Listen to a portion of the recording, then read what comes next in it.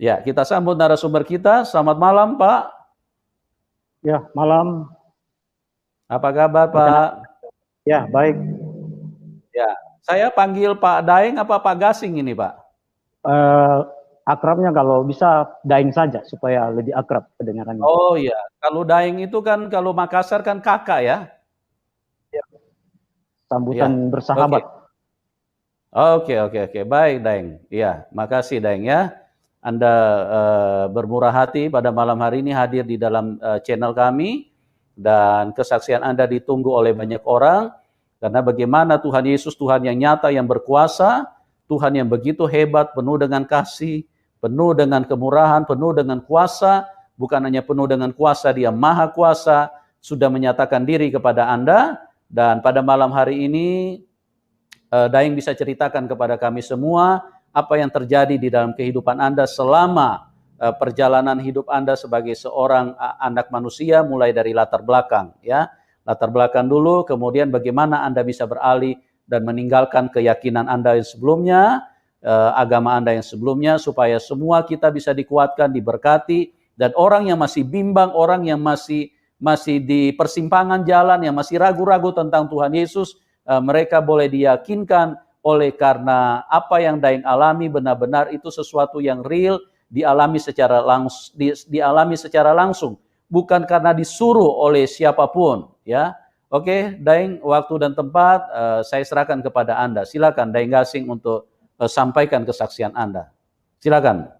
Ya, perkenalkan nama saya Daeng Gasing.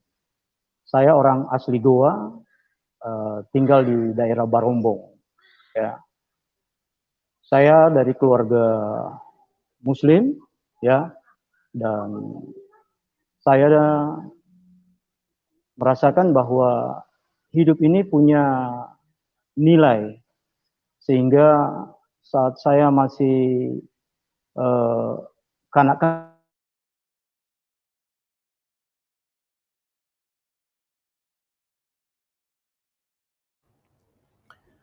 itu Halo. meminta saya keyakinan saya, ya, iman saya, sehingga saya dibawa ke masjid untuk dididik, dilatih, untuk bisa mengerti atau mengaji, dan untuk bisa menjadi orang Muslim yang baik. Ya, dalam perjalanan saya sebagai orang Muslim, saya orangnya sangat keras, ya, karena kami orang Makassar dididik keras, ya, biasanya memang watak dan pembawaan ikut. Sehingga saya berpikir bahwa saya harus mengerti betul apa yang saya akan lakukan atau saya buat untuk bisa menjadi seorang Muslim yang baik, ya. Jadi orang tua memang mendukung dan sangat mendukung.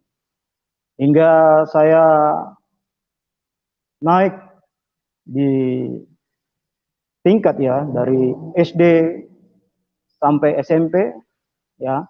Saya terus rajin, ya, rajin sekali untuk melakukan ibadah-ibadah, dan saat saya semakin didoktrin atau semakin dikuatkan dengan ajaran itu, justru saya mengalami sesuatu yang berbeda.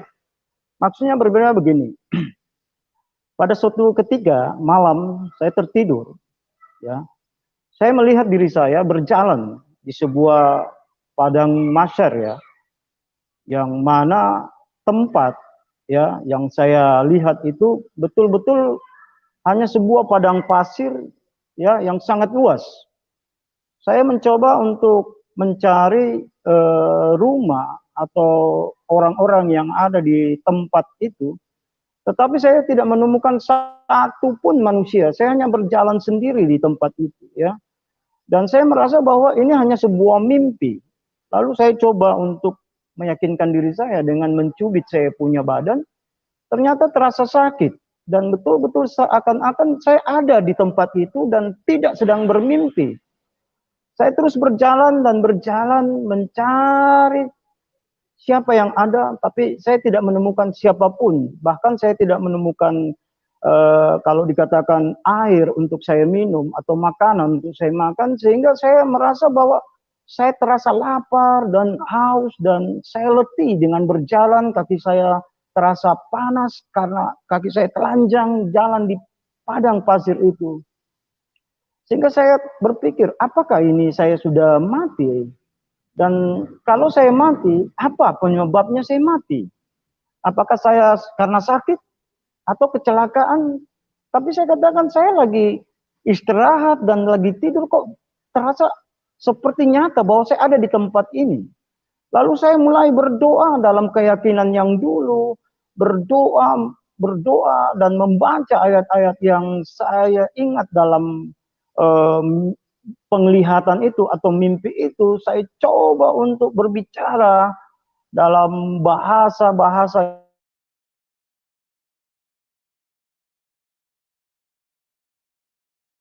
Halo, halo, Daeng.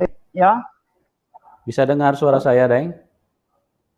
ya, saya dengar. Ya. Oke. Jadi Tadi saya Daeng sempat ya, hilang. Ya, silakan lanjutin, Daeng. ya.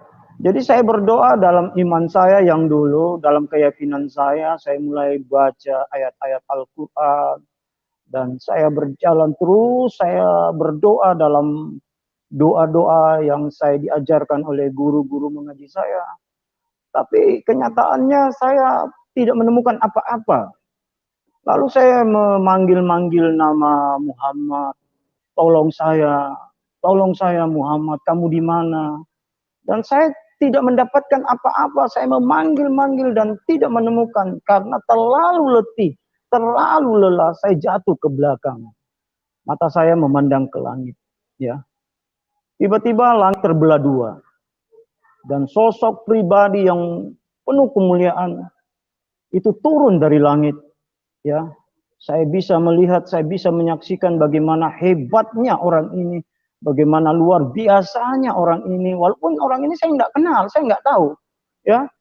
Tetapi saya terus memperhatikan dan dia berdiri tepat di hadapan saya, ya. Jadi begitu dia berdiri di hadapan saya tidak rasa kalau saya sudah berlutut di hadapannya. Dan saya juga tidak bisa mengerti, ya, karena mulut saya terus memanggil dia, Tuhan, Tuhan ampuni saya. Tuhan, Tuhan ampuni saya. Saya bingung. Saya berpikir dalam pikiran saya, ini orang siapa kok saya panggil dia Tuhan? Dan kenapa saya sampai sujud di hadapannya dan tidak bisa berbuat apa-apa selain hanya mengatakan dia Tuhan, dan saya sujud di hadapannya dan saya memperhatikan wajahnya, kok wajahnya ditutup. Dia tidak mau melihat saya. Lalu saya pikir, apa ya? Kenapa sampai matanya ditutup? Jiwa saya berkata, ini orang saya butuh. Karena dia ada satu-satunya yang bisa membantu saya keluar dari masalah yang saya hadapi. Lalu saya dengan memohon, meminta dengan sangat dan berkata, Tuhan, buka matamu untukku. Lalu matanya terbuka dan sinar yang begitu hebat keluar dari mata yang luar biasa itu, menembus sampai ke relung hati, sampai ke dalam jiwa roh saya. Sehingga saya merasa ada sesuatu yang salah atau berbeda dari hidup saya. Kenapa? Karena waktu saya masih di Muslim, saya berpikir bahwa kita lahir itu suci, bersih dan tidak ada dosa. Sehingga kita bisa mempertahankan semua kebaikan-kebaikan itu dengan melakukan banyak kebaikan, banyak salat, ya, banyak beribadah, ya, banyak melakukan amal, ya. Tapi ternyata waktu saya mendapatkan, ya, sinar yang keluar dari mata, ya, pribadi yang luar biasa ini, saya merasa bahwa saya ini sebenarnya orang berdosa, orang yang tidak pantas dan tidak layak di hadapan Tuhan, ya. Dan saya melihat bahwa dia masih menutup matanya. Lalu saya katakan, Tuhan, bisakah engkau buka matamu untukku? Dan puji Tuhan, dia membuka lagi untuk kedua kalinya. Hati saya semakin kuat bahwa inilah pribadi yang sebenarnya saya sedang cari. Saya tidak mengerti, tapi saya sendiri tidak begitu tahu siapa orang ini, ya. Lalu saya melihat untuk ketiga kalinya matanya masih tertutup. Dan saya meminta Tuhan, buka matamu untukku. Lalu dia membuka untuk ketiga kalinya dan apa yang terjadi dalam diri saya merasa sangat sukacita, saya sangat bergembira, saya tidak pernah mendapatkan sesuatu yang menyenangkan hati saya sehingga saya betul-betul berterima kasih atas apa yang sudah dibuat oleh pribadi yang ada di hadapan saya. Walaupun dalam hati saya terus berpikir, siapakah orang ini, ya? Dan dia melangkah ke depan saya dalam keadaan saya masih berlutut, saya masih sujud dan terus memanggil dia Tuhan. Saya melihat kakinya berlubang, dua-duanya berlubang. Saya tidak tahu kenapa dia bisa berlubang. Dan saya melihat dia angkat tangannya pun saya melihat kedua-duanya itu ada lubang di telapaknya. Lalu dia menaruh di atas kepala saya. Dan saya merasakan ada sesuatu yang baru, yang luar biasa memasuki tubuh jiwa roh saya. Sehingga semua rasa penat, lapar, capek, hilang semua. Semuanya terasa baru dan luar biasa. Dan pribadi yang sudah menumpangkan tangan itu tiba-tiba terangkat lagi ke langit dan langit tertutup kembali. Saya terbangun dan saya sembahyang tahajud. Paginya saya mulai penasaran. Siapa orang ini? Siapa yang mendatangi saya? Kok bisa sehebat itu? Saya tidak paham. Tetapi terlalu luar biasa kejadian ini sehingga saya menjadi penasaran. Lalu saya mulai tanya ustaz-ustaz saya. Saya mulai tanya para kiai-kiai, senior-senior yang muslim yang sudah banyak paham tentang agama pada waktu itu. Tapi saya menjadi sangat kecewa terhadap mereka karena jawabannya tidak seperti yang saya bayangkan. Mereka rata-rata berkata bahwa kamu sedang bertemu setan, kamu sedang banyak teman orang Kristen, sedangkan saya sendiri tidak tahu kekristenan itu seperti apa dan bagaimana, ya. Dan saya menjadi bingung dengan semua jawaban yang sama sekali saya tidak dapat pencerahannya, ya. Dan perlu saya sampaikan bahwa kehidupan saya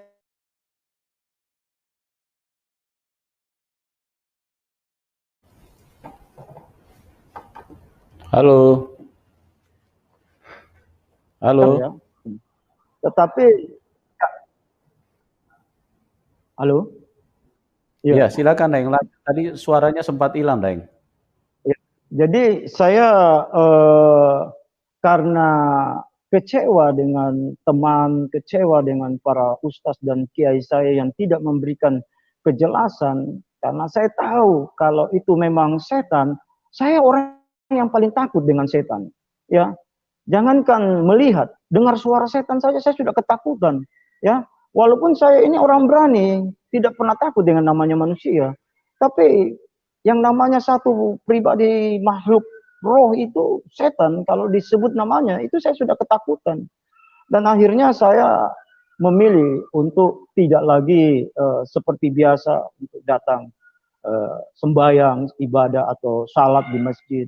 Saya tinggalkan pengajian saya dan saya bergabung dengan lingkungan saya, orang-orang yang bebas yang menurut saya cocok untuk saya sebagai orang yang tidak mendapatkan satu pengharapan yang jelas dari apa yang saya kerjakan selama ini, ya. Jadi saya jadi pemabuk, peminum, tukang berkelahi, ya preman lah. Dan saya berjalan dalam waktu yang cukup panjang karena mimpi saya itu terjadi di waktu saya masih SMP kelas 2 itu 87, ya. 1987. Ya, jadi saya berjalan dengan teman-teman yang nakal, bergabung dengan mereka, buat geng, ya. Sehingga saya merasa mungkin dengan cara begini saya bisa bahagia, saya bisa tenang, saya bisa mencapai apa yang saya inginkan. Tetapi hal yang paling unik dalam hidup saya waktu saya menjalani kehidupan yang jauh dari apa yang dikatakan kebenaran, ya. Tiba-tiba saya ada keinginan untuk mencoba cari tahu tentang siapa orang ini, ya, melalui Alkitab dari tetangga yang saya minta untuk saya pinjam untuk saya perbandingkan, ya, antara Al-Quran dan Alkitab ini, ya. Dan saya mulai bingung bahwa pribadi yang dia maksud di dalam Alkitab ini adalah Yesus, dan lubang di tangannya itu adalah lubang dalam penebusannya waktu ia disalib, ya. Dia menjadi penebus dosa bagi mereka yang percaya. Tetapi saya tidak langsung percaya begitu saja karena orang saya ini orang keras. Kenapa? Karena tidak ada satupun orang Kristen yang berani untuk memberitakan Injil kepada saya, karena mereka tahu kalau berhadapan dengan orang Makassar itu pikir dua kali gitu. Akhirnya tahun 92 berjalan waktu, ya. Saya merasa bahwa mungkin kehidupan saya ini harus saya ubah kembali. Saya harus rajin salat kembali. Saya harus bisa datang untuk belajar mengaji kembali. Saya mulai mempersiapkan diri dan saya mulai dengan hal baru di tahun 92, genapnya 5 tahun. Ya. Saya tiba-tiba waktu salat, saya sembahyang, tiba-tiba ada suara yang kedengaran begitu lembut dan berkata kepada saya, "Anakku, kapan engkau ikut aku?" Saya menjadi bingung, maksudnya ikut bagaimana? Saya dengar suara, enggak lihat orang. Saya ini sudah melakukan yang benar, Tuhan. Menurut saya waktu itu bahwa Tuhan Allah ini yang menegur saya. Dan saya katakan, saya sudah datang dalam salat saya sudah datang dalam iman saya, supaya saya ini betul-betul bisa diterima kembali seperti itu. Dan suara itu tidak lagi terdengar. Tidak lama kemudian, seminggu kemudian, saya lagi salat kembali. Dan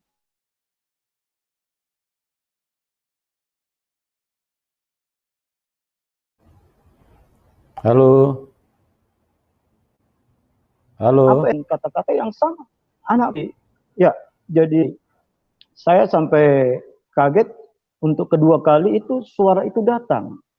Dan saya bingung, saya katakan, Tuhan Allah, ya, saya sudah melakukan apa yang kau minta, ya. Tapi tidak ada suara yang lain selain daripada apa yang dikatakan tadi bahwa anakku, kapan engkau ikut aku, ya. Jadi saya tidak tahu, ini tambah bingung saya. Saya bilang, loh, saya sudah sembahyang, saya sudah mengaji, kok ini suara datang lagi, ya.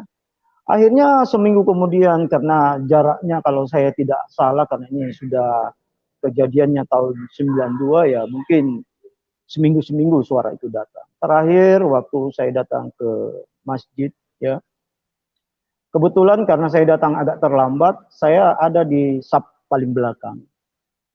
Lalu saya mulai ikut membaca takbir, lalu mengangkat tangan dan mulai membaca surat Fatihah, ya, mengikuti imam yang ada di depan.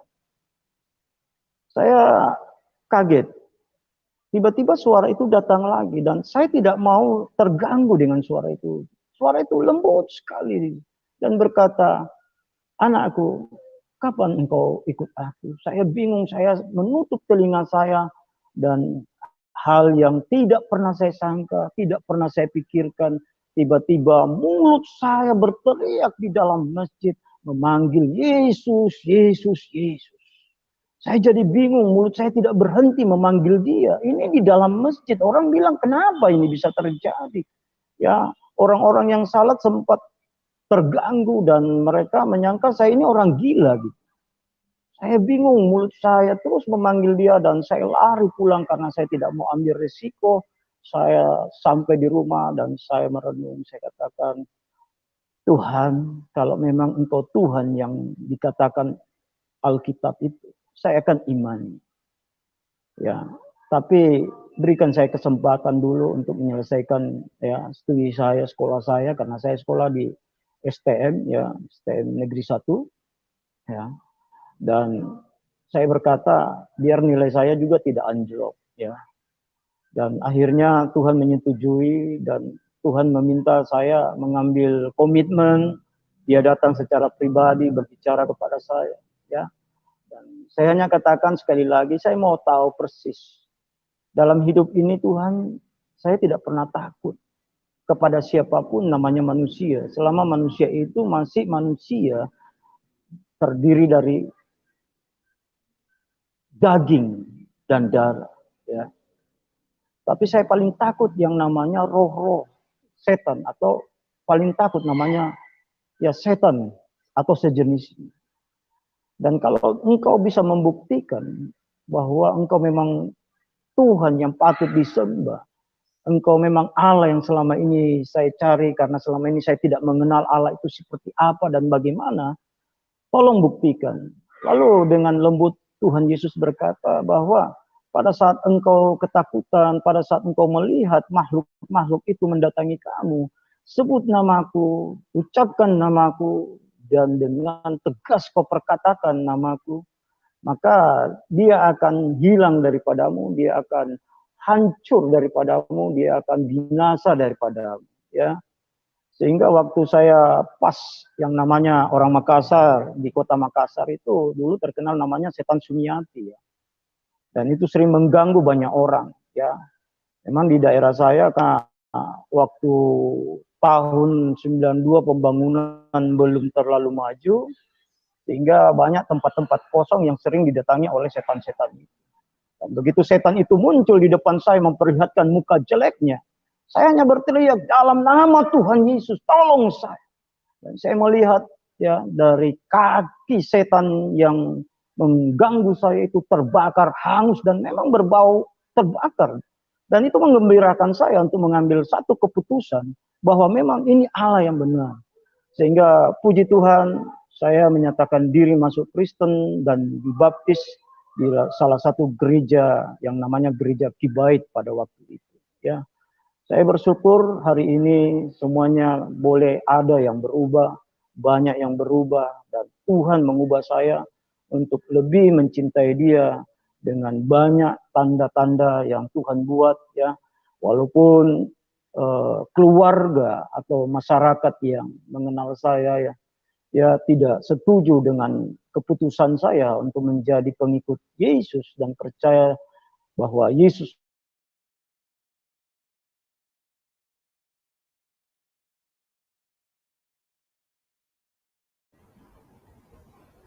sambil pusing, ya. Itulah keputusan yang paling indah dalam hidup saya. Mungkin itu dulu yang saya sampaikan, saya kembalikan kepada narasumber. Ya, halo. Ya, oke.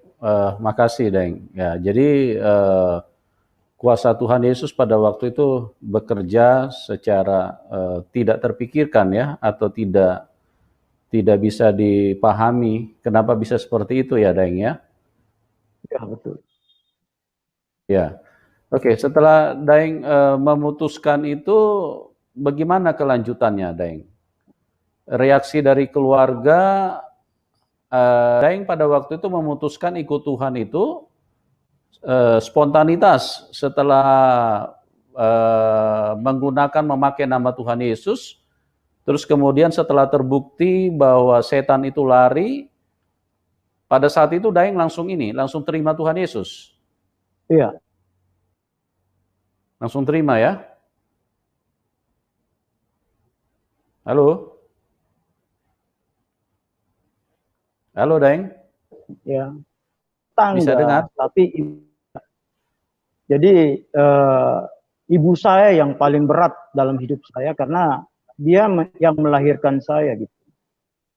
Jadi dia tantang, dia katakan kenapa kamu meninggalkan saya? Saya katakan, saya tetap menjadi anak ibu, tapi masalah iman saya rasa saya tidak,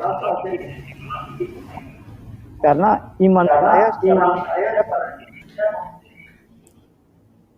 dan dari banyak ancaman, dari banyak orang-orang yang mau mengusik kehidupan saya karena mereka tahu siapa saya juga anak yang pernah nakal, pernah menjadi preman, ya orang juga mikir-mikir untuk melakukan hal-hal yang tidak pantaslah terhadap saya. Tetapi saya dijauhi, saya ditinggalkan teman-teman, ya. Saya agak sulit untuk dapat pekerjaan, ya.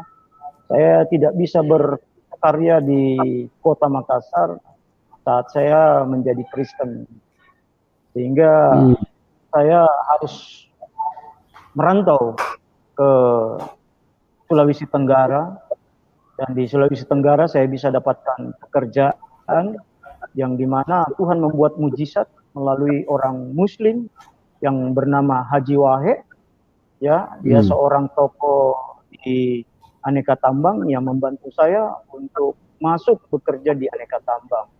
Walaupun saya percaya bahwa banyak orang Kristen di tempat itu, toh mereka juga tidak bisa bantu saya, dan saya sadar bahwa saya harus belajar mengikut apa yang Tuhan mau, bukan yang saya mau. Jadi tantangan tidak berhenti sampai hari ini, tetapi saya bersyukur semuanya Tuhan bisa pulihkan, bisa menjadi baik.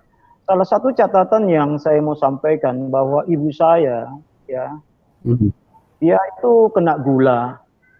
Saya belum menjadi pendeta waktu itu, tapi saya sudah mengimani bahwa mujizat itu ada. Jadi saat dia kena penyakit gula, ibu saya berkata begini, "Anak, tolong kau datang di sini. Cuma kamu yang bisa membantu saya." Saya katakan, "Kenapa, Ibu? Kaki saya sebentar lagi akan diamputasi dan saya tidak mau cacat." Jadi kakinya itu yang paling kaki paling bawah itu sampai di lutut itu sudah hitam. Dokter bilang sudah tidak ada jalan, harus dipotong. Tidak bisa tidak. Lalu ibu saya menangis dan berkata, "Bukankah kamu punya Tuhan yang hebat, anak?" Ya, saya sampai kaget waktu ibu saya bilang, "Bukankah saya punya Tuhan yang hebat?" katanya. Lalu saya katakan, "Kalau ibu percaya kepada Yesus, saya akan berdoa untuk kakinya ibu, dan saya akan mengurapi kakinya ibu, dan saya yang menandatangani ya surat keputusan yang diberikan oleh dokter soal persoalan kalau apa dan bagaimana yang akan terjadi." Jadi waktu itu saya tanda tangan dan dokter marah sekali. Saya bilang, "Ya enggak apa-apa, Dok. Saya terlalu yakin ibu saya sembuh." Dan memang puji Tuhan dia sembuh, kakinya pulih seperti biasa, dan dokter sendiri tidak pernah berpikir kalau itu bisa terjadi, ya. Jadi Haleluya. ini dari jempol kaki paling bawah itu sudah hitam sampai di lutut. Dokter bilang kalau tidak itu sampai di paha itu akan dipotong. Saya bilang tidak, saya percaya sama Tuhan saya, dan saya percaya kalau ibu saya dia bisa menerima Yesus sebagai Tuhan, itu akan membuat luka dalam penyakit ini akan disembuhkan. Dan memang ibu saya sampai akhir hayatnya dia percaya kepada Yesus, dia mati di dalam Yesus, dan sangat luar biasa, ya. Walaupun ya saya katakan walaupun dia tetap harus mati dengan penyakit gula, tapi imannya yang luar biasa kepada Yesus itu sudah dia buktikan. Kenapa? Karena kaki yang saya kasih minyak urapan itu, ya, itu tidak tersentuh oleh ulat yang ada di dalam tubuhnya, tetapi yang lain yang belum saya sentuh dengan minyak, ya, itu mengeluarkan bau yang busuk dan ulat yang begitu besar keluar dari dalam tubuhnya. Tetapi bagian yang sudah saya minyaki, yang saya sudah urapi, yang saya sudah doakan dalam nama Yesus, itu tetap sempurna, utuh, tidak terganggu apa-apa. Sampai dia tersenyum saat dia meninggal, karena dia berkata bahwa saya ini milik Yesus. Ya, jadi itu tantangan tersendiri yang saya hadapi, dan saya bersyukur bahwa ibu saya yang pertama kali bisa mempercayai bahwa Tuhan itu adalah Yesus yang sesungguhnya.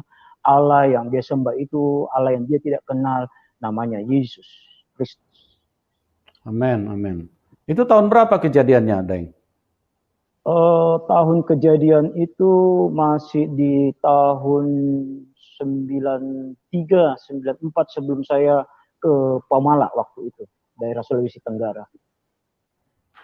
Ya.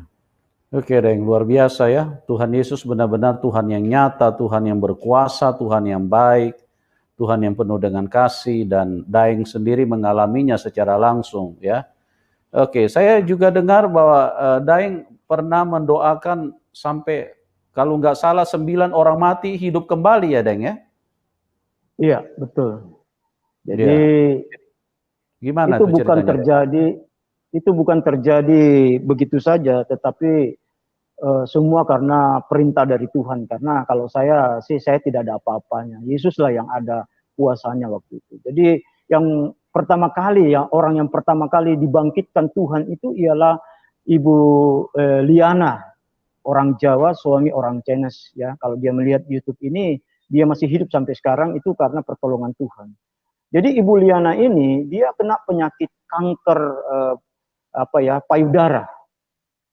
Itu sudah stadium akhir. Payudaranya sudah hancur dan saya melihat isi dalam perutnya itu, dalam dadanya itu kelihatan. Ya, tulang-tulang rusuknya kelihatan, ya. Lalu saya katakan sama Ibu Liana ini, saya bilang begini, bukan saya bantah dokter. Dokter juga itu dikasih hikmat dan kemampuan kepada Tuhan untuk melakukan hal-hal yang besar. Ya, tapi bagi saya jangan kamu potong payudaramu, biarkan payudaramu itu biarkan, ya. Akhirnya dia tidak mau, dia berkeyakinan yang kuat, ya, dia memiliki iman dan dia sangat percaya kepada saya karena hampir 4 bulan saya layani, saya doakan, ya. Walaupun saya sendiri tidak bisa cium bau busuk, saya dalam pelayanan saya bisa tahan, tapi kalau sudah keluar muntah-muntah, saya doakan tiap hari, saya doakan selalu dan puji Tuhan, ya. Suatu ketika saya merasa ada firasat yang tidak baik dan Tuhan berkata kepada saya, kamu harus cepat ke tempatnya Ibu Liana. Ya, saya kata Tuhan, ini tempat agak jauh, saya tidak punya uang. Waktu itu pelayanan saya masih sangat istilahnya.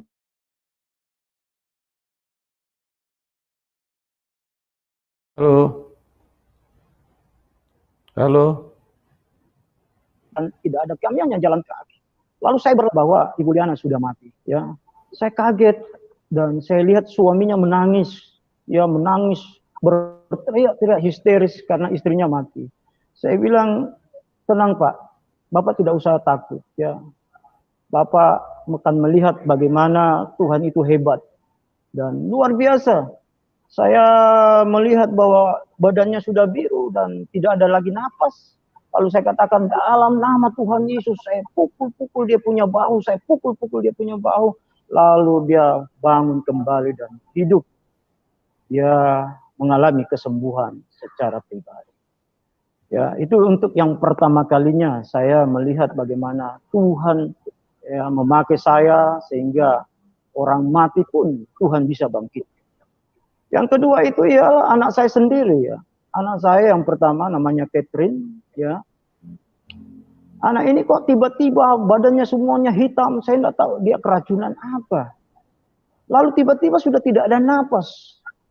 Saya sebagai orang tua kaget juga. Lalu saya berdoa dan saya berkata kepada Tuhan, Tuhan, selama ini mujizat banyak yang kau buat. Masa anakku kau ambil?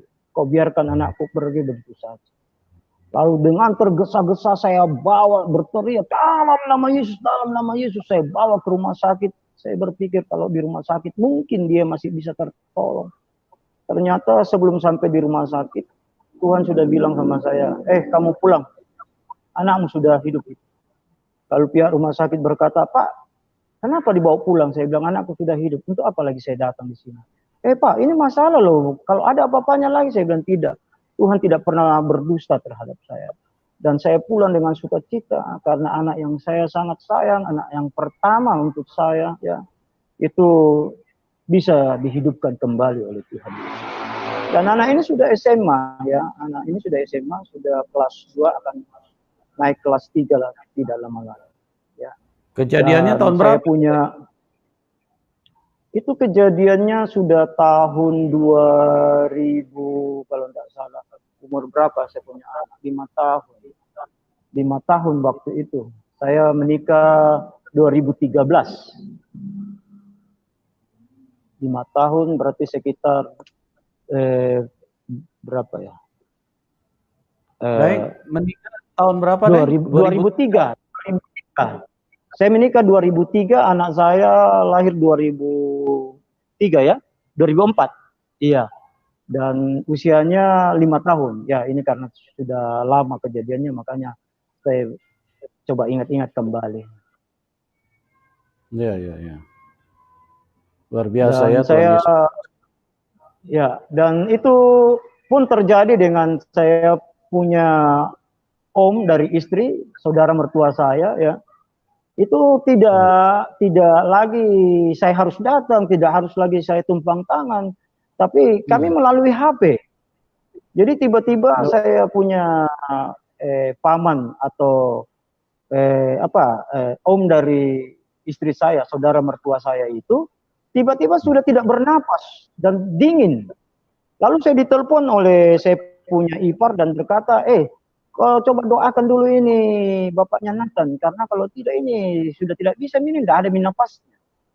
Lalu saya katakan begini, kalau saya ke Toraja itu butuh 8 jam, dia sudah akan mati itu. Dan memang sudah napas tidak ada karena badannya sudah dingin. Sudah mulai orang bilang sudah mulai mengeras dia punya tubuh. Lalu saya katakan sama saya punya ipar, saya bilang coba kita mulai imani saja bahwa mulai dari HP saja ini Tuhan bisa berbuat loh. Lalu saya bilang katakan sama ipar saya, tolong kau taruh di telinganya, nanti saya berdoa. Saya di Makassar, ipar saya ini di Toraja ya, karena kejadiannya di Toraja. Lalu saya berdoa dalam nama Tuhan Yesus, dalam nama Tuhan Yesus, coba engkau Tuhan berkasihan ya, belas kasih kepada saya punya anggota keluarga ini supaya engkau hidupkan. Lalu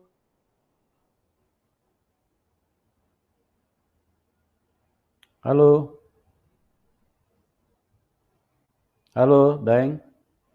saya periksa dia punya tidak bernapas. Saya bilang, coba kau pegang lagi HP, taruh di telinganya. Saya berdoa lebih khusyuk lagi dengan keras. Saya teriak dalam nama Tuhan Yesus, hidupkan kembali orang ini. Dan saya katakan, coba kau periksa telapak kakinya. Dan puji Tuhan waktu dia katakan di telapak kakinya ada sedikit panas. Saya katakan, taruh lagi HP di telinganya biar kita berdoa. Dan saya tanya lagi, coba kau periksa panas tubuhnya ada tidak sampai di betisnya. Dia bilang, sudah ada kakak, naik di lutut kakak, naik di pahanya kakak. Oh sudah bernapas, akhirnya dia hidup kembali. Dan ada beberapa lagi yang saya yang saya lihat bagaimana hebatnya Tuhan ya. Waktu saya layani satu orang di masa itu, dia sudah mati ya, saya dipanggil ke rumah sakit ya. Lalu saya melihat bahwa orang ini sudah menangis. Tapi Tuhan berbelas kasihan kepada orang yang mati ini. Lalu saya berkata kepada orang yang mati itu, bos, kenapa saya datang kau tidur? Kau bangun dulu bos. Orang tertawa lihat saya. Lalu mereka berteriak, orang itu sudah mati Pak Pendeta. Saya bilang, tenang aja, tidak usah ribut. Saya mau berdoa dulu untuk orang. Lalu saya tanya, bos bangun dulu bos. Saya mau bicara sama kamu. Saya tepuk-tepuk dia punya dada dan betul dia terbangun dari kematiannya. Ya. Lalu dia duduk dan dia berkata, apa Pak Pendeta yang kita mau sampaikan nih, katanya. Saya bilang begini, Tuhan sangat sayang sama kamu. Tuhan mau kamu masuk surga, ya, dan dia memberi kamu kesempatan untuk dengar saya punya penyampaian. Jadi Tuhan memberitahu kepada saya bahwa orang ini kecewa terhadap pendeta, di mana pendeta yang dia hormati, dia hargai, yang berdiri di mimbar itu selingkuh dengan istrinya, ya. Sedangkan dia sudah banyak mendukung gereja itu, sudah banyak membantu gereja itu, dan dia betul-betul kecewa dan merasa tidak diperlakukan baik oleh Tuhan. Jadi saya katakan kepada orang ini bahwa kamu harus melepaskan pengampunan karena kamu tidak bisa menghakimi ya pendeta yang berbuat salah itu. Biarlah itu kau berikan urusan kepada Tuhan sebab Tuhan itu yang punya urusan dengan hamba-hamba yang melayani. Yang jelas kau harus bertobat, kau mengampuni dan kau berkata inilah saya Tuhan. Setelah itu dia ikuti semua dan saya doakan dan saya katakan oke, terima kasih kau tidur kembali. Lalu saya katakan sama keluarganya, dia tidak akan hidup, dia akan kembali, akan mati. Jadi kalian siap saja. Begitu saya keluar dari tempat ini, saya tidak ngobrol lagi dan saya katakan ya bahwa dia akan kembali ya. Jadi puji Tuhan dia mati kembali ya seperti apa yang saya katakan dan ada banyak lagi ya kejadian-kejadian yang mungkin saya lupa, yang saya ingat cuma 9 orang. Mungkin itu yang saya bisa. Ya. Luar biasa ya. Oke, Daeng. Jadi reaksi papa orang tua laki-laki bagaimana setelah Daeng memutuskan ikut Tuhan Yesus? Ya, mereka tidak bersahabat, mereka menolak saya, mereka tidak mau peduli sama saya, sehingga saya merasa bahwa saya memang harus meninggalkan kota Makassar dan saya harus ada di tempat lain supaya saya tidak terganggu dengan suasana di dalam rumah. Ya. Gitu ya. Oke, luar biasa. Bagaimana Daeng Gasing mengalami Tuhan secara real, secara dahsyat. Ya, oke teman-teman, kita akan masuk di dalam ruang diskusi. Linknya kami taruh di live chat ya. Silakan, linknya kami taruh di live chat. Silakan kalau Anda mau masuk berdiskusi, silakan masuk ya. Dan catatannya tetap sama, kita tidak boleh menghakimi ya.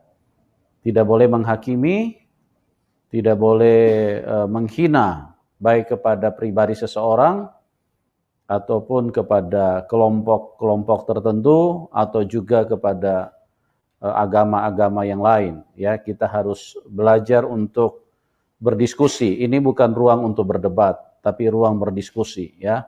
Berdiskusi adalah sebuah pembicaraan yang terjadi dari pihak yang satu dan yang lain untuk kita mencari manfaat. Minimal kita menambah pengetahuan ya, bukan untuk berdebat. Oke?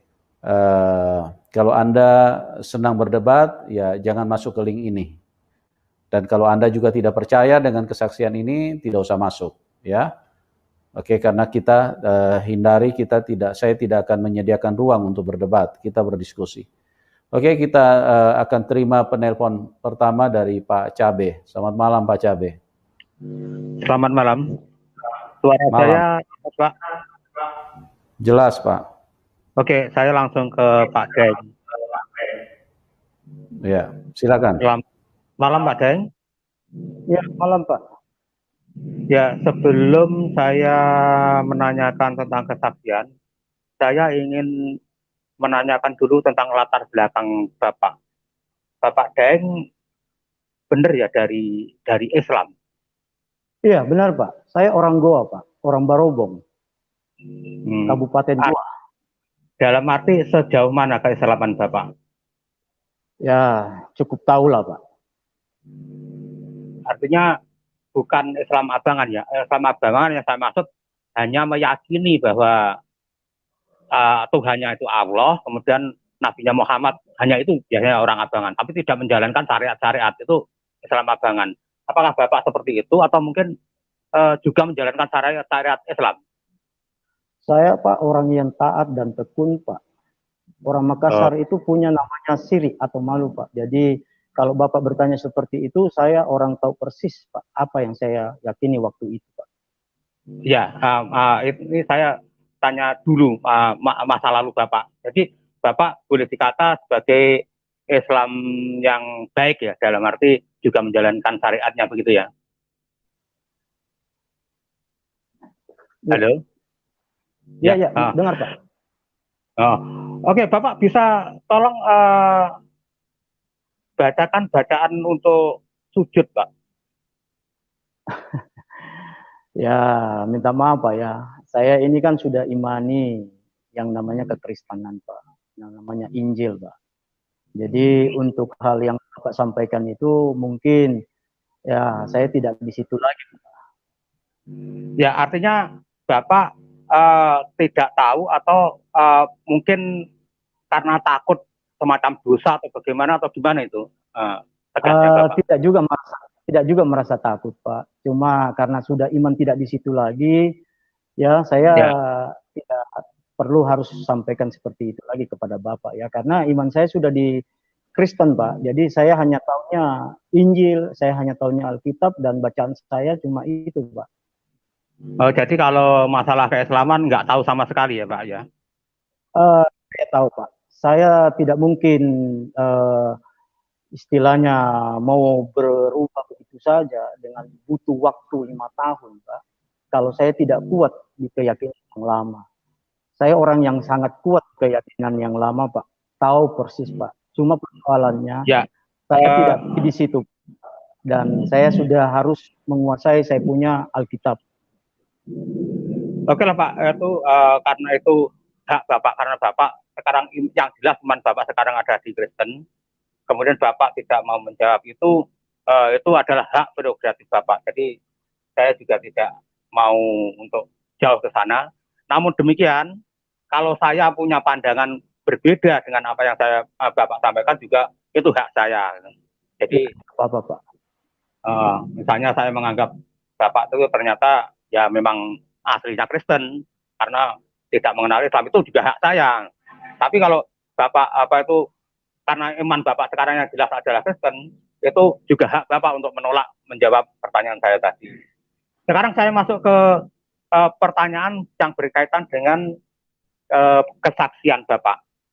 Tadi di akhir kesaksian, Bapak menyampaikan bahwa orang yang Bapak hidupkan itu adalah kecewa dengan pendeta yang selingkuh dengan istrinya. Nah, yang ingin saya tanyakan, di dalam Islam, di dalam ajaran Islam, itu diizinkan untuk poligami. Tetapi zina atau selingkuh itu sangat dilaknat.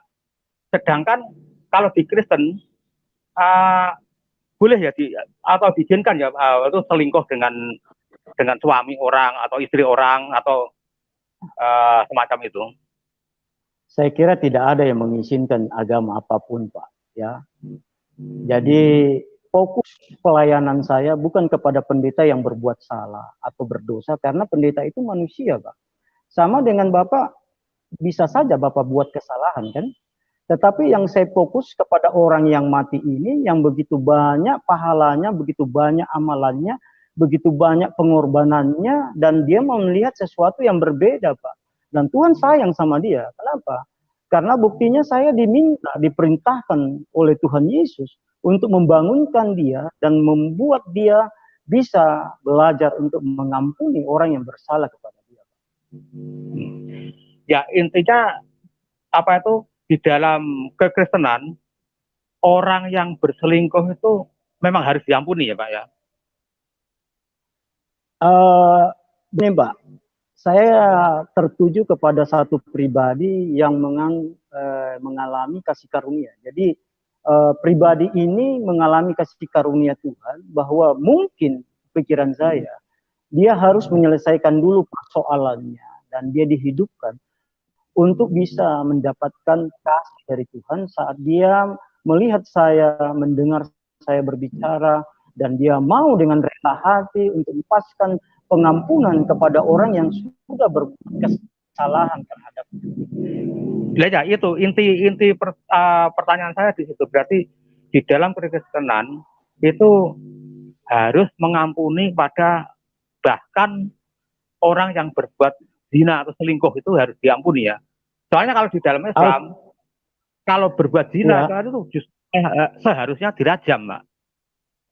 Iya, itu hukum Taurat, Pak. Ada ditulis di dalam Alkitab di Perjanjian Lama, ya.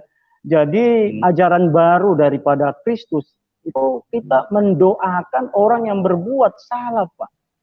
Bukan membalas jahat dengan jahat, Pak. Jadi saya melihat bahwa memang posisi saya itu bukan sebagai hakim, Pak. Tapi posisi saya sebagai hamba Tuhan untuk membuat domba-domba atau orang-orang yang percaya kepada Yesus ini selamat, Pak. Tidak terjebak dengan istilahnya darah ganti darah, mata ganti mata, nyawa ganti nyawa, Pak. Kita sudah pindah Pak, dari Taurat kepada Injil, di mana kasih karunia berlaku kepada setiap orang, Pak. Sehingga kita saat kita bermasalah dengan orang, kita tidak diminta untuk membalas, tapi kita mendoakan, Pak. Ya. Oke Pak, mungkin barangkali memang di dalam ajaran itu ada perbedaan masing-masing. Tapi yang jelas di sini yang ingin saya sampaikan bahwa kalau di dalam Islam itu justru diberikan izin untuk memberikan poligami, itu adalah untuk memberikan solusi. Sedangkan di dalam Kekristenan yang kita tahu kan tidak boleh, tetapi ternyata ada ruang untuk bisa berzina atau ruang untuk berselingkuh dan sebagainya itu. Karena itu sangat di dalam Islam sangat apa ya itu eh, harus dirajam semacam itu. Tapi kalau poligami itu justru diizinkan, diperboleh. Ya, ya itu hanya perbandingan sebagaimana yang disampaikan oleh moderator bahwa kita berdiskusi dan dalam hal ini saya menyampaikan inilah Islam dan itulah Kristen. Oke Pak, terima kasih. Oke, Atas terima waktunya. kasih Pak. Dan waktu itu saya kembalikan kepada Pak Yusuf. Ya, baik Pak Cabe, makasih Pak. Ya. Oke, kita ke Bang James. Bang James. Halo. Ya. Halo, ya terima Silakan. kasih kepada Ya. Pastor. Ya, Malam. malam, Ya, silakan. Pak Daeng. Silakan. Malam, Bang Pak Daeng. Ya. Selamat malam. Malam ya. Ini saya sebelumnya mau kutip ayat dulu ini untuk Pak Daeng ini. Ya. Di Tesalonika itu Pak Daeng, ini mohon maaf ya, itu Ya, dikatakan, enggak apa-apa. ya dikatakan ujilah segala sesuatu dan peganglah yang baik. Ujilah segala Ya. sesuatu dan peganglah yang baik. Jadi mohon maaf ini saya cuma mau kasih pertimbangan sama Pak Daeng. Ya. Kalau seandainya saya bertanya, kan berdasarkan ayat ini itu boleh-boleh saja kan Pak Daeng Ya, silakan. menguji. Nah, saya mau tanya Pak Manubulu, boleh Pak Manubulu, Pak Pastor, boleh saya, Pak boleh ditampilkan di layar Bapak Iqro 5 Pak, tulis saja di Google Iqro 5. Saya sudah buka. Kita ini linknya penuh ya Bang James, jadi mohon maaf, jadi nggak bisa ini tampilkan. Tidak, kan biasa kalau kayak biasa, biasanya kan kalau yang bertanya di sini kan, oh saya mau kasih ayat dulu ini sama Pak ini. Nah, kemudian langsung dibukakan ayatnya.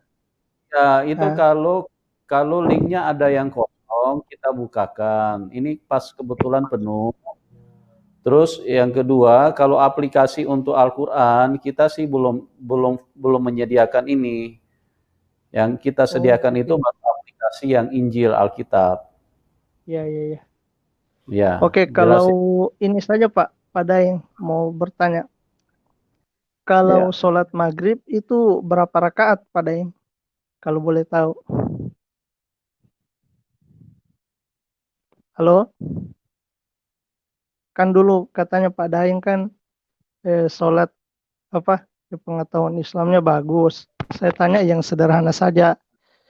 Kalau sholat maghrib itu berapa rakaat? Sebelum saya masuk ke pertanyaan inti, saya seperti Pak Cabe tadi. Maghrib ya? Iya. Salat maghrib. 3 Pak?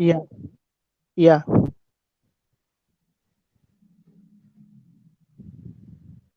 Halo? Iya Pak, sholat maghrib itu berapa rakaat Pak? 3 rakaat Pak. Oh ya, oke.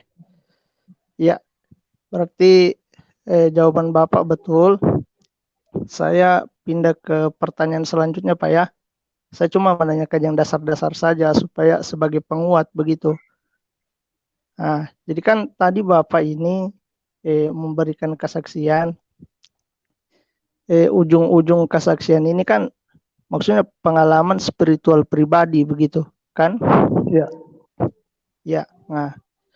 Cuma masalahnya begini Pak, kalau yang saya pikirkan di agama-agama lain itu juga mengalami pengalaman pribadi begitu, bertemu dengan sosok-sosok yang ada di agamanya masing-masing. Jadi dan mereka juga hidupnya berubah begitu. Setelah bertemu sosok itu hidupnya menjadi lebih baik ini. Jadi ya kalau misalkan kayak ada orang yang bertanya yang mana yang harus saya percaya.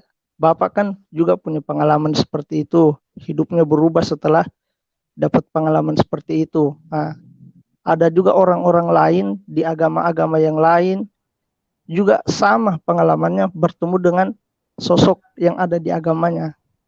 Dan hidupnya juga berubah lebih baik setelah mendapatkan macam mimpi, suara-suara seperti itu. Itu kira-kira bagaimana, Pak? Mungkin begini Ya, Bang James, jadi mungkin bisa dikasih contoh ya. Maksudnya kasih contoh yang jelas.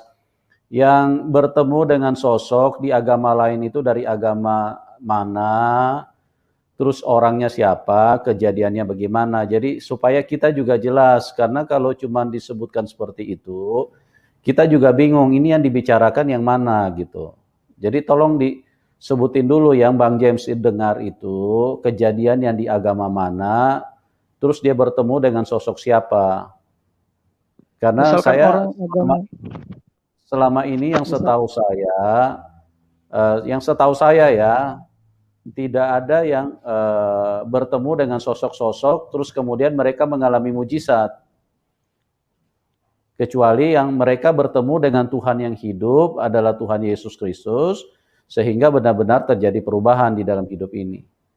Jadi mungkin Bang James bisa yang lebih konkret, kasih contoh dulu yang mana nih, agama yang mana, terus siapa, kejadiannya yang bagaimana. Coba dijelaskan dulu Bang James. ya banyak juga kok kalau misalkan dari agama kami, orang yang bertemu dengan Nabi Muhammad SAW, setelah bertemu ya kehidupan dia jadi lebih baik. Karena kan memang ada hadisnya, barang siapa yang bertemu dengan diriku di dalam mimpi, maka dia pasti bertemu denganku, karena setan itu tidak bisa mengikuti wajah Nabi begitu. Jadi ada legalitasnya kalau memang bertemu dengan Nabi. Jadi kalau seperti itu, saya sarankan untuk buat konten aja, Bang James. Buat channel untuk tampilkan siapa yang ketemu sama Muhammad, terus saksikan bagaimana ketemunya, peristiwanya Ya, seperti apa. ulama-ulama, Gitu. boleh saya dengan Pak Daeng dulu Pak ya, Pak Pastor. Ya silakan. Ya, kan ulama-ulama kami tuh banyak, enggak usahlah saya sebutkan namanya. Sudah banyak, bisa dicari sendiri di internet. Banyak yang ketemu dengan Nabi Muhammad SAW. Nah, kemudian Pak Daeng bertemu dengan sosok yang lain. Nah, makanya yang ingin saya tekankan di sini, kesaksian pribadi sebenarnya, maksudnya pengalaman spiritual pribadi itu kurang tepat lah kalau ingin dijadikan pembenaran atas sesuatu begitu, pengalaman spiritual pribadi. Nah, contohnya begini Pak, misalkan kepada Pak Daeng, misalkan ada, saya bisa tunjukkan di dalam Alkitab, kalau Yesus itu bukan Tuhan, misalkan ini Pak Daeng, misalkan ya, nah, apakah pengalaman pribadi Pak Daeng ini masih Pak Daeng percaya? Misalkan begitu Pak Daeng, pertanyaan saya. Misalkan saya bisa menemukan ayat di dalam Alkitab yang sangat jelas ternyata di Alkitab itu Yesus bukan Tuhan, hanya nabi. Kan? Nah, bagaimana Pak Daeng menanggapi pengalaman spiritual Pak Daeng ini? Misalkan. Ya, kalau saya sih secara jujur ya, karena saya sudah bisa membedakan hidup saya sebelum dan saya sudah percaya, ya. Saya kan dari awal katakan bahwa saya ini orang asli Makassar ya. Orang asli Makassar itu ada namanya siri atau malu, yang membuat mereka tidak akan lari dan mereka adalah pemberani, ya. Tapi Pak Daeng mohon maaf Pak Daeng, saya interupsi ya. Alangkah baiknya di diskusi ini kita jangan bawa-bawa suku. Kebetulan saya juga dari Makassar sih, cuma enggak usah lah diungkit nama suku apanya, enggak usah lah. Kita maksudnya NKRI begitu. Supaya jelas. Ya, supaya jelas kan. Cuma satu saja yang saya mau kasih sampaikan, bahwa saya ini paling penakut dengan namanya setan. Apalagi kalau Anda orang Makassar, Anda tahu itu dibilang parakang, popok, ya. Ya, popo, parakang, ya. Ya, tahu kan? Itu paling saya sangat takut itu, Pak. Terus terang. Tapi setelah saya menjadi percaya, saya bersyukur bahwa justru popok dengan parakang, ya, takut kalau lihat saya, Pak. Malah saya yang kejar dia. Terus terang saya mau sampaikan, Pak. Tidak, pertanyaan saya begini, Pak. Jadi sampai hari ini saya dulu ini, Pak, orang yang bekerja di aneka tambang, Pak. Saya keluar dari pekerjaan saya bisa menjadi hamba Tuhan, menjadi pendeta, itu saya sudah pikirkan semua, Pak, bahwa apa yang saya percayai tentang Yesus Kristus sebagai Tuhan yang menjanjikan segala sesuatunya, itu terbukti sampai hari ini, Pak. Misalkan ini Pak Deng, misalkan ya, misalkan kan tadi saya katakan misalkan betul fakta bahwasanya Yesus itu di dalam Alkitab bukan Tuhan tapi nabi. Misalkan nih, misalkan. Dia itu bagaimana Tuhan, Pak? dia itu nabi. Misalkan tidak Pak, saya kembali kepada apa yang saya imani. Tidak bisa Pak. Saya sudah nabi. Ya. Halo. Oke, Pak Manubulu. Saya paham kenapa Pak Manubulu mau menginterupsi. Ya, saya lanjut saja kalau begitu. Nah, coba. Oke. Jadi saya jelaskan ya. Gini, Bang James, gini ya. Di dalam kekristenan itu tidak pakai misalkan. Kalau kita misalkan itu bisa bahaya hidup kita, iman kita bisa bahaya. Di dalam kekristenan itu sesuatu yang pasti. Makanya di dalam kekristenan itu kami mengalami Tuhan yang secara langsung, yang tidak bisa dibantah oleh siapapun. Kami mengalaminya. Mau satu dunia ini berkata lain, bagi kami itu tidak urusan sama kami tidak peduli, karena kami mengalami Tuhan. Mau satu dunia pun berkata bahwa pendapatnya berbeda, itu tidak urusan sama kami, karena kami ini mengalami secara langsung. Jadi di dalam berbicara tentang Tuhan itu tidak pakai misalkan, ya. Artinya itu sanggahan-sanggahan itu hanya muncul dari pikiran yang menentang kebenaran, yang menentang Tuhan. Gitu, Bang James. Oke, ya, terima kasih Pak Manubulu. Ya, oke. Saya tidak pakai misalkan, saya akan buktikan begitu. Kalau begitu, boleh saya ke Pak Daeng lagi? Ya, singkat-singkat ya. Soalnya kita ini banyak yang antri nih, Bang James. Iya. Cuma kan masih lama ini Pak, sampai jam 12 kan biasanya. Saya dari kemarin selalu ditutup. Saya harus kasih. Padahal saya mau berbicara. Ya, saya kasih data yang sama. Jadi tolong yang singkat, bertanya yang intisari. Ya, jadi yang lain bisa kebagian juga. Oke. Ya. Cuma saya mau ke Pak Daeng aja nih ya, Pak Yusuf ya. Boleh? Ya. Boleh, tapi singkat ya. Iya. Silakan. Iya. Coba Pak Daeng, kalau Pak Daeng buka Yohanes pasal 17 ayat 3, nah, di situ kan Yesus mengatakan, inilah hidup yang kekal, yaitu mengenal Engkau satu-satunya Tuhan yang benar. Nah, kalau Pak Daeng baca dari ayat 1, Yesus itu berbicara kepada Bapa. Nah, otomatis setelah baca Yohanes 17 ayat 3, kan kata engkau, berarti menurut Yesus itu satu-satunya Tuhan yang benar itu adalah Bapa, bukan Yesus. Itu bagaimana, Pak Daeng? Ya, jadi begini ya. Kalau kita membaca Alkitab atau firman Tuhan, kita tidak bisa mengambil satu ayat, lalu kita tidak melihat ayat yang lain yang mendukung, ya. Jadi kalau satu ayat yang Bapak sampaikan itu bahwa Yesus berkata seperti itu, ya saya boleh sampaikan bahwa memang dia betul-betul manusia dan dia betul-betul mengalami yang namanya kematian, ya. Dia disalib sebagai manusia. Tapi kita harus tahu bahwa dia juga 100% Allah yang kami sembah. Jadi dia 100% manusia seperti apa yang dia sampaikan, ya. Dan dia Allah 100%, ya. Jadi kita harus cari ayat yang lain, Pak. Karena kalau Bapak memilah-milah satu ayat saja, maka Bapak juga akan menemukan suara setan di situ, di mana setan berbicara kepada Yesus, kan? Iya. Ini tidak apa-apa ya saya bertanya kepada yang begini, karena tadi pada yang mengaku sudah melakukan pelayanan, kan? Iya. Ya, oke. Cuma begini Pak Daeng.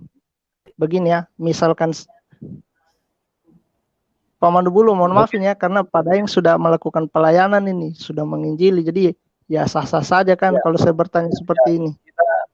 Kita kasih yang lain dulu ya Bang James ya. Jadi kita kasih kesempatan yang lain dulu ya. Oke teman-teman, waktu dan kondisi juga yang membuat kita terbatas.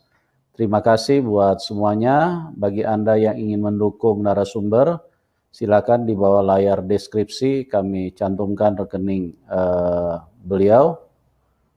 Anda bisa salurkan dukungan ke narasumber. Oke, terima kasih buat semuanya. Kami mengasihi Anda semua. Doa kami supaya Tuhan sumber kehidupan terus memberikan kemurahannya supaya kita bisa mengenal keselamatan dan bisa menerima keselamatan itu. Dan terima kasih buat Daeng Gasing yang sudah luar biasa memberikan berkat, kesaksian, sharing kehidupan kepada kita semua. Apa yang terjadi di dalam kehidupan Daeng Gasing adalah sebuah bukti nyata bahwa Tuhan Yesus adalah Tuhan yang real, yang tidak bisa dibantah oleh siapapun. Bagi kami yang mengalami, ya, karena kami mengalami secara langsung. Jadi mau satu dunia pun bicara lain, tetap kami tidak akan percaya. Yang kami percayai, yang kami alami, ya. Siapapun dia, kalau dia mengalami, dia pasti memegang apa yang dia alami, bukan memegang kata orang atau sanggahan orang atau tuduhan orang, apalagi fitnahan orang. Ya, kita mengalami itu yang kita pegang. Dan di dalam Tuhan Yesus sekali lagi kami mengalaminya, ya. Jadi mau dunia ini mau terbalik-balik, mau pindah ke utara, selatan, timur, barat, mau pindah ke planet lain, bagi kami itu tidak jadi masalah. Yang kami alami itulah yang tidak bisa dibantah, bahwa kami melihat dia, kami merasakan dia, kami bersentuhan langsung dengan Tuhan Yesus, kami mengalami mujizatnya, kami mengalami hadiratnya, dan ini tidak bisa dibantah bahwa Tuhan Yesus adalah satu-satunya Tuhan. Ya, oke teman-teman, tidak ada dua Tuhan. Kalau ada dua Tuhan berarti satu itu palsu. Tidak ada dua kebenaran. Kalau ada dua kebenaran, satu itu palsu. Ya, karena kebenaran itu hanya satu, Tuhan itu hanya satu. Terima kasih Daeng Gasing atas kesaksian Anda. Doa kami buat Anda semakin luar biasa, dipakai Tuhan di dalam mujizat-mujizat yang membuat banyak orang bisa berbalik kepada Tuhan Yesus. Doa kami buat Bapak, dan salam buat semua keluarga jemaat yang ada di sana yang Anda layani. Tuhan Yesus selalu menyertai dan mengurapi Bapak Daeng Gasing. Oke, terima kasih buat semuanya. Tuhan Yesus memberkati, dan bagi Anda yang belum sempat berdiskusi malam hari ini, kami arahkan ke program selanjutnya. Kami karena terbatas dengan waktu, jadi mohon maaf. Kami juga menghargai Anda. Kami menghargai semua siapapun Anda, ya. Kami arahkan ke program selanjutnya. Oke, Tuhan Yesus memberkati dan salam kemenangan buat kita semua. Amin.